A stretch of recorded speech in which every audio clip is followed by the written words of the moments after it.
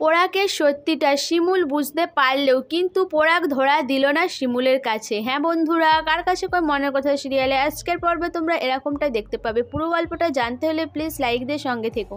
মধুবালা দেবী আর তীর্থঙ্কর যখন পোড়াককে খুঁজতে থাকে, যখন খুঁজে পায় না, তখন মধুবালা দেবী কি করবে বুঝতে পারে না। হঠাৎ যখন এসে পোড়াক বলে যে মা আমাকে খেতে দাও, খিদে পেয়েছে। এটা শুনেই মধুবালা দেবী চমকে ওঠে, বলে বাবা তুই কোথায় ছিলিস? তোকে তো অনেক খোঁজাখুঁজি করেছিলাম, তুই তো ঘরে ছিলিস না। তখন পোড়াক বলে যে হ্যাঁ আমি ঘরেই ছিলাম, তোমরা আমাকে দেখতে পাওনি। তীর্থঙ্কর বলে যে না পোড়াক, আমি তো তোমাকে অনেক জায়গায় খুঁজেছি, ঘরে দেখেছি, বারান্দায় দেখেছি, কিন্তু কোথাও তো দেখতে পেলাম না। তখন পোড়াক বলে যে আমি ছাদে ছিলাম, ছাদে পায়চারি করতে করতে ঘুমিয়ে গিয়েছিলাম, তাই তোমাদের ডাক শুনতে পাইনি। তখন মধুবালা দেবী বলে তুই কেন একা একা ছাদে গেছিস বাবা? যদি পড়ে যেতিস কি হতো? তখন পোড়াক বলে ঘরে বসে থাকতে ভালো লাগছিল না, তাই ছাদে আমি পায়চারি করছিলাম, পায়চারি করতে করতে বসে পড়ে ঘুমিয়ে গেছি। এরপর মধুবালা দেবী বলে যে অনেক রাত হলো, বৌমাও কেন এখনো আসছে না কে জানে। পোড়াক বলে আর রাস্তায় আছে, চলে আসবে। তখনই মধুবালা দেবী বলে তুই কি করে জানলি যে বৌমা রাস্তায় আছে? তখন পোড়াক বলে যে এত রাত হলো, তাহলে নিশ্চয়ই রাস্তাতেই থাকবে, ফোন করতে হবে না, চলে আসবে, ব্যাগে ফোন আছে, হয়তো শুনতে পাবে না, তোমার ফোন করার দরকার নেই। এদিকে পুতুল ভাবে যে শিমুল এখনও কেন আসেনি, আমি এসেছি জেনেও শিমুল এত রাত করছে। এরপরে যখন কলিং বেল বেজে উঠে তখনই পুতুল ছুটে খুলতে যায়। তখন মধুবালা দেবী বলে যে তুই এত তাড়াহুড়ো করছিস কেন, আসতে যা। এরপরে পুতুল গিয়ে দরজা খুলেই অবাক হয়ে যায় শিমুলের সাথে পুলিশ দেখেই। তখনই পুতুল বলে যে বউ তুই আবার পুলিশ এনেছিস কেন, কাকে ধরতে এসেছে? তখন শিমুল বলে যে না পুতুলদি কাকেও ধরতে আসেনি, ওনারা আমাকে দিতে এসেছে। এটা শুনে তখনই মধুবালা দেবী বলে দিতে এসেছে মানে বৌমা কি হয়েছে? তখন শিমুল বলে যে মা আমাকে রাস্তায় কেউ যেন ঘিরেছিল আর আমাকে মেরে ফেলার চেষ্টা করেছিল, গলা টিপে ধরেছিল পেছন দিক দিয়ে এসে, আর কেউ একজন এসে আমাকে বাঁচালো, কিন্তু কে আমাকে বাঁচালো আমি তাকে চিনতে পারিনি।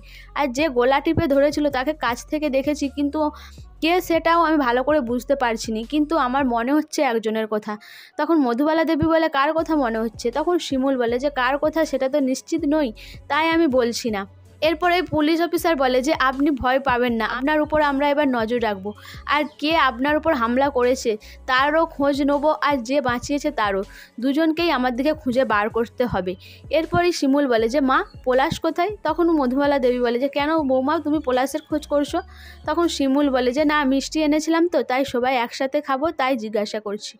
তখন মধুবালা দেবী বলে যে সে তো অনেক আগে বেরিয়েছে তার বউকে নিয়ে, তার নাকি শাশুড়ির শরীর খারাপ আর সেখানেই নাকি থাকবে আর প্রতীক্ষা রান্নাবান্না করবে। এটা শুনে শিমুল চমকে যায়। তখন তীর্থঙ্কর বলে ঠিক আছে আমি ফোন করে দেখছি পলাশ আরে বাড়ি আসছে কিনা। পলাশকে ফোন করতে পলাশ একদমই ধরা দেয় না, সে বলে যে হ্যাঁ আমরা শ্বশুরবাড়িতেই আছি, আমাদের আসতে দেরি হবে, প্রতীক্ষার মায়ের শরীরটা খুব খারাপ, রান্নাবান্না করে রেখে দিয়ে যাবে 7 দিনের। কেন তুমি তীর্থঙ্কর দা ফোন করেছো? তখন তীর্থঙ্কর বলে যে বাড়িতে মিষ্টি এনেছে শিমুল, তাই একসাথে খাবো বলেই ফোনটা করেছিলাম। এরপর পলাশ বলে ঠিক আছে আমরা বাড়ি ফিরতে দেরি হবে, এই বলে রেখে দেয়। এরপরেই পুলিশ অফিসার বলে আমরা কিন্তু সবাইকে জিজ্ঞাসাবাদ করব, আবার আসবো আপনাদের বাড়িতে, আমরা এখন আসছি। এরপর পুলিশ অফিসার চলে যায়। পোড়াক বলে যে শিমুল তুমি এবার থেকে গাড়িতে করে আসবে, ওই রাস্তা দিয়ে আর আসবে না, আমি বারণ করছি কিন্তু। শিমুল বলে না এরকম তো কোনোদিনও হয়নি, তাই আমি বুঝতে পারিনি। তারপরেই শিমুল যখন পোড়াকের মুখের দিকে ভালো করে দেখে যে পোড়াকের কপালে একটা যেন কিসের দাগ রয়েছে, সেটা দেখে শিমুল পোড়াককে জিজ্ঞাসা করে যে তোমার কপালে এটা কিসের দাগ? তখন পোড়াক বলে দাগ? কিসের দাগ? কই কোথাও দাগ নেই তো। তখন শিমুল বলে যে হ্যাঁ। তখন পোড়াক বলে যে আমি জানি না কিসের দাগ। তখন শিমুল বলে কোনো কিছু যদি জোর করে বেঁধে রাখা হয় তবেই এরকম দাগটা হয়, দাগটা কিসের পোড়াক? তখন পোড়াক চমকে যায়, কিছু বলে না। সো বন্ধুরা শিমুল কি পোড়াকের কাছ থেকেই জানতে পারবে যে শিমুলকে মেরে ফেলার চেষ্টা করেছিল পলাশ আর প্রতীক্ষা?